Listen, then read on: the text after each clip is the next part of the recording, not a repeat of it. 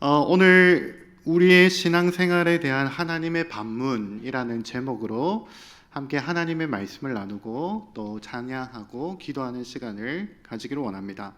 오늘날 우리는 소비주의 시대를 살아가고 있습니다. 오늘날 사회학자들이 하나같이 입을 모아서 하는 이야기가 뭐냐면은 이런 이 시대의 슬로건이 있다는 거예요. 뭐냐면은 나는 소비한다, 고로 존재한다. 여러분들이 한 번쯤 들어봤을 이 데카르트가 17세기 이성주의 시대를 열면서 외쳤던 나는 생각한다, 고로 존재한다.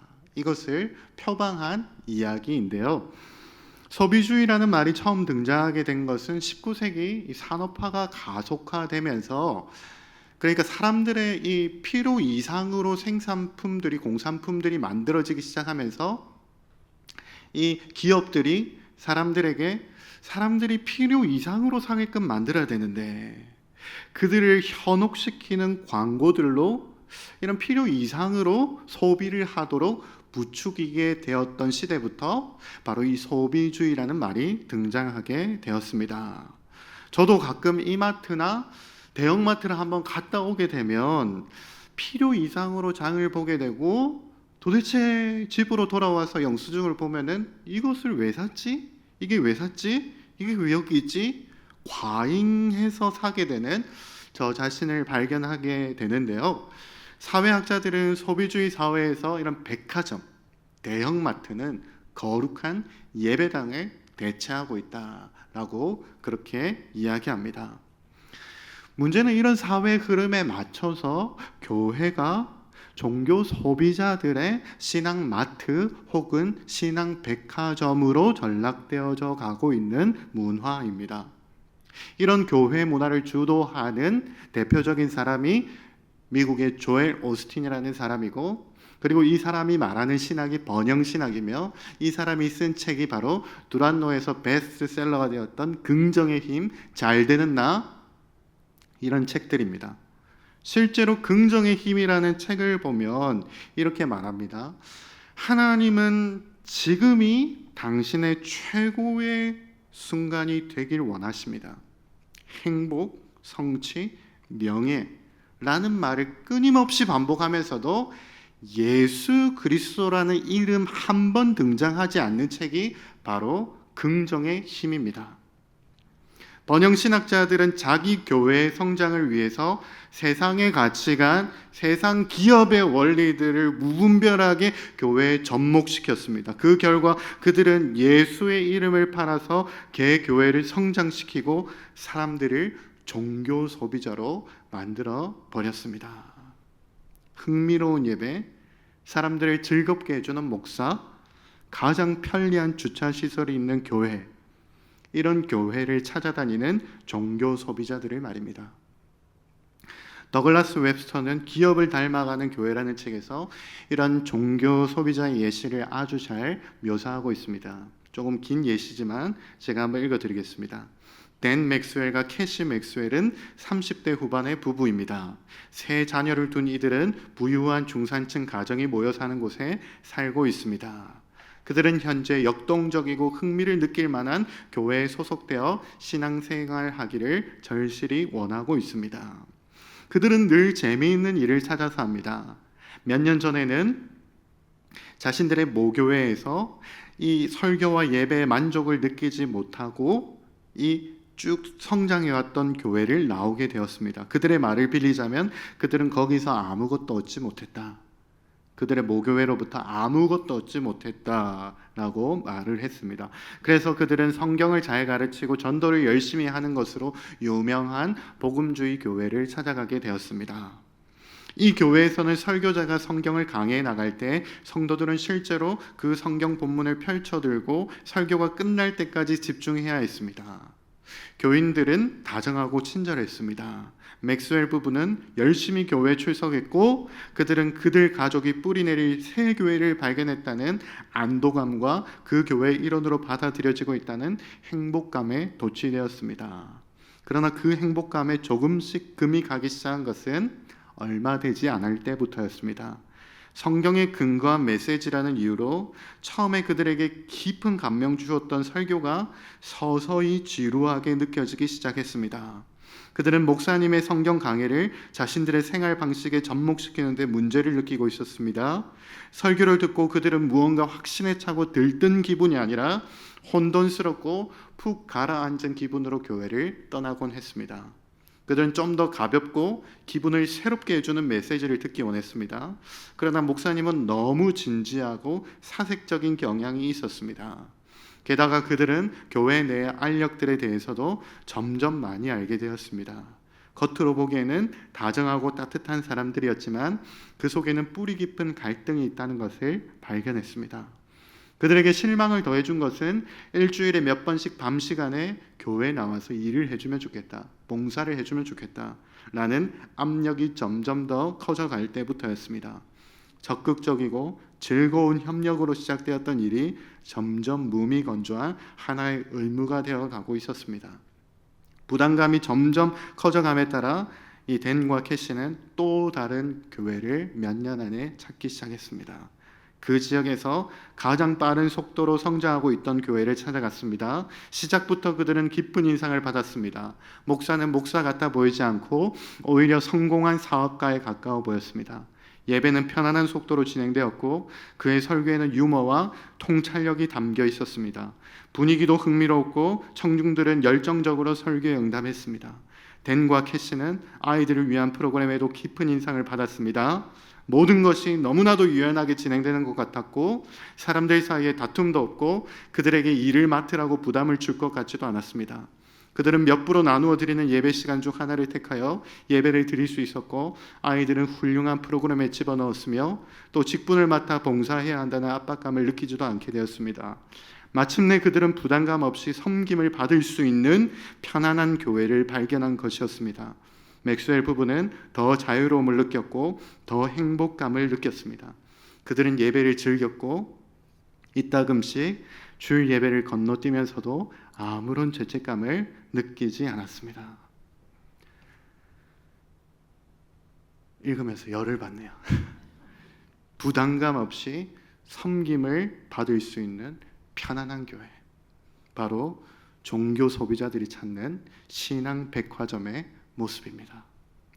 하나님은 이런 신앙생활을 하고 있는 오늘날 우리들에게 이렇게 물으십니다. 오늘 말씀이죠. 오늘날 이렇게 신앙생활을 하고 있는 자들에게 물으십니다. 마치 너무 화가 나셔서 더듬는 것처럼 나를 위하여 한 것이냐? 너희가 지금 나를 위하여 한 것이냐?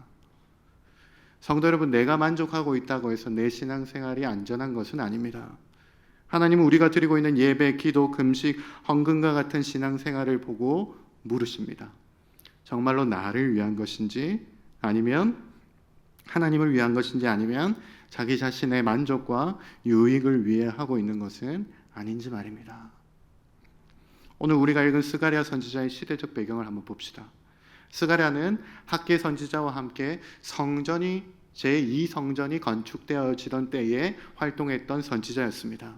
솔로몬의 성전은 주전 586년에 1차 성전이 무너지고 바벨론에 의해서 무너지고 하나님의 백성들은 바벨론의 포로로 끌려가게 되었습니다. 그러나 약 50년 만에 하나님의 예언대로 바벨론이 바사 제국에 의해서 멸망당하게 되고 이때 황제가 고레스였는데 고레스 원년에 1차 포로 기한이 있게 되었습니다. 약 50년 만에 고국을 밟은 사람들은 들뜬 마음으로 또 그들의 신앙의 근본이라고 생각했던 성전을 건축하기 위해 힘을 모았습니다. 그런데 그게 얼마 가지 않아서 주변 나라들의 음모로 인해서 성전 재건이 멈추게 된 겁니다. 이때 활동했던 선지자가 바로 학개와 스가랴 선지자입니다. 학개는 아주 직설적으로 너희가 하나님의 성전을 뒤로 하고 너희 집만을 화려하게 짓는도다, 아주 직설적으로 이야기했다면 스가랴는 환상과 그리고 수사학적인 방법으로 이야기하고 있습니다. 스가랴가 그리고 이 스가랴가 말하고 있는 성전 재건은 왜냐하면 단순히 그 당시에 지어야 하는 성전 재건일 뿐만 아니라 바로 오실 메시아 이 성전의 주인 대신 메시아를 상징하는 것이었기 때문에 예수 그리스도에 대한 풍성한 상징을 함께 담아서 예언하고 있습니다. 대표적인 말씀이 우리가 잘 아는 스가랴 9장 9절, 시온에 따라 크게 기뻐할지어다, 예루살렘에 따라 즐거이 부를지어다. 보라, 내 왕이 내게 임하시나니 그는 공의로우시며 구원을 베푸시며 겸손하여서 나귀를 타시나니 나귀의 작은 것 곧 나귀 새끼니라. 이와 같이 성전 대신 예수 그리스도 그분의 오심에 대해서 이렇게 선포하고 있는데요. 그러니까 현실적으로, 현세 중심적으로 오늘날 번영신학자들이 말하는 것처럼 지금이 중요하다. 지금 하나님이 당신이 행복하기를 원하신다. 현세 중심으로 살아갔던 그 당시 사람들에게 미래지향적으로 하나님 나라 오실 메시아를 준비해야 된다라는 메시지를 촉구하고 있는 것인데요. 이들이 지금 얼마나 지금 현세적으로 살아가고 있는지 오늘 2절 3절에 그들이 이렇게 이야기합니다. 그때 베델 사람이 사레셀과 레겜멜렉과 그의 부하들을 보내어 여호와께 은혜를 구하고 만군의 여호와의 전에 있는 제사장들과 선지자들에게 물어 이르되 내가 여러 해 동안 행한 대로 5월 중에 울며 근신하리이까 하매. 이 70년의 포로 기간 동안에 이스라엘은 5월 중에 날을 정해서 금식을 했습니다. 이 금식은 예루살렘 성전이 무너진 것에 대한 애통하는 마음을 가지고 이 성전이 무너진 것을 기억하기 위한 금식이었습니다. 그런데 베델에서 내려온 이 사라셀과 베델 사람이 보낸 사라셀과 레겜멜렉과 그의 부하들, 이 부하들이 제사장들과 선지자들에게 묻는 요지는 이런 겁니다. 이제 아니 우리가 바벨론 포로가 끝났는데 아직도 우리가 금식해야 합니까? 우리가 왜 금식해야 합니까? 계속 금식하는 것이 맞습니까? 라고 이렇게 묻는 것입니다. 그들에게 신앙은 아주 형식적인 것에 지나지 않았습니다. 자신들의 죄를 자복하고 하나님과의 관계를 회복하며 통회하는 심령으로 드려졌던 이 금식이 이제는 굳이 하지 않아도 되는 그런 종교 생활로 전락하고 말았습니다. 이에 대한 하나님의 반문이 무엇입니까? 4절과 5절에 같이 한번 읽어볼까요? 만군의 여호와의 말씀이 내게 임하여 이르시되 온 땅의 백성과 제사장들에게 이르라. 너희가 70년 동안 다섯째 달과 일곱째 달에 금식하고 애통하였거니와 그 금식이 나를 위하여 한 것이냐. 금식을 계속 하느냐 마느냐가 중요한 게 아니에요. 그게 중요한 게 아니라 동기와 목적이 중요하다는 겁니다. 금식을 하는데 그 중심에 무엇이 있냐는 거예요. 여러분, 우리가 금식하면서도 하나님을 위하지 않을 수 있습니다. 하나님을 위해 살지 않더라도 예배 드릴 수 있습니다. 하나님의 영광을 구하지 않으면서도 기도의 시간에 오랫동안 머무를 수 있습니다. 중요한 것은 하느냐 마느냐가 중요한 게 아니라 동기와 목적입니다. 그들의 동기와 목적이 무엇입니까? 6절에 너희가 먹고 마실 때 그것을 너희를 위하여 먹고 너희를 위하여 마시는 것이 아니냐. 여러분, 우리가 자주 잊어버리는 사실이 있습니다. 착각하는 것이 있습니다. 그 사실은 하나님께서 우리 마음을 감탄한다는 사실입니다. 형식과 종교 생활로 다른 사람을 속이고 나를 속일 수 있을지는 몰라도 하나님은 속일 수 없습니다. 우리 신앙이 겉으로 보기에는 꽤 괜찮아 보여도, 지금 이대로 괜찮아 보여도 하나님께서는 보시기에 그렇지 않을 수 있다는 것입니다. 신앙생활을 열심히 하지만 속으로는 우리가 소위 말하는 이 땅에서 여전히 잘 되길 원하고 현세적인 축복을 여전히 바라면서도, 그러면서 기도하고 예배하며 말씀을 그런 식으로 찾고 있다면 하나님은 우리에게 물으신다. 우리가 동기와 목적을 바르지 않는다면 물으신다. 내가 나를 위하여 한 것이냐. 저는 교육전도사 시절에 하나님께서 제게 이렇게 물으시는 것을 경험했습니다. 저는 당시 교회에서 중등부를 담당하게 됐는데 중등부를 부흥시켜야 한다는 막대한 부담감이 제게 있었습니다. 그래서 그 첫 해에 겨울 수련회를 아주 야심차게 준비했습니다. 스스로는 금식하면서 말씀을 준비하는데 정말 밤을 새워가며 온 힘을 다해서 준비했습니다. 그런데 중등부수련회의 분위기는 말이 아니었습니다. 제 부담을 함께 느낀 교사들은 수련회 이후에 번아웃되어서 이제 교사를 그만두겠습니다 라고 했고, 아이들은 수련회 때 제가 설교를 너무 길게 하고 기도회도 너무 길게 한다라는 그런 피드백을 부모들을 통해 듣게 되었습니다. 저는 그때 정말로 그만두려고 했습니다. 정말로 그만두려고 했습니다. 저는 목회에 달란트가 없으니까 하루라도 빨리 그만두는 것이 덜 손해라고 생각했습니다. 그래서 신대원에 올라가자마자 월요일에 신대원에 올라가서 소래교회가 있는데 그곳에 무릎을 꿇고 기도하는데 갑자기 하늘에서 장대와 같은 비가 쏟아져서 하나님께서 제게 이렇게 말씀하시는 거예요. 내가 그동안 해온 열심, 그 하나님을 위한 것이 아니라 내가 다른 사람에게 열심히 하는 사역자라고 비춰주기 위한 너를 위한 것 아니냐. 결국 내가 인정받기 위해서 내 욕심을 채우기 위해서 한 거 아니냐. 그런 마음을 보게 하셨습니다. 내 열심에 다른 사람도 속였고 나도 속였지만 하나님은 내 마음을, 제 동기를 감찰하고 계셨습니다. 이제 고인이 되신 팀 켈러 목사님은 우리 교회들에게 아주 중요한 유산들을 남기셨는데 그 중에 하나가 무엇이냐면은 이 세상에 세 부류가 있다는 것입니다. 비그리스도인, 그리스도인, 그리고 종교인. 그리스도인과 종교인은 비슷해 보이지만 다른 점이 있다라면은 그 둘을 구분하는 중요한 포인트가 있다면은 종교인도 죄를 회개합니다. 그러나 그리스도인은 자신의 의까지 회개하는 사람입니다. 라고 이야기했습니다. 그러면 여러분 이제 결론입니다. 우리 마음을 감찰하시는 하나님, 이 하나님을 기쁘시게 하는 신앙생활이 되기 위해서는 어떻게 해야 됩니까? 그 해답이 7절의 말씀에 있습니다. 7절 말씀 우리 같이 한번 읽어보겠습니다. 예루살렘과 사면 성읍에 백성이 평온히 거주하며 남방과 평온에 사람이 거주할 때에 여호와가 옛 선지자들을 통하여 외친 말씀이 있지 않으냐 하시니라.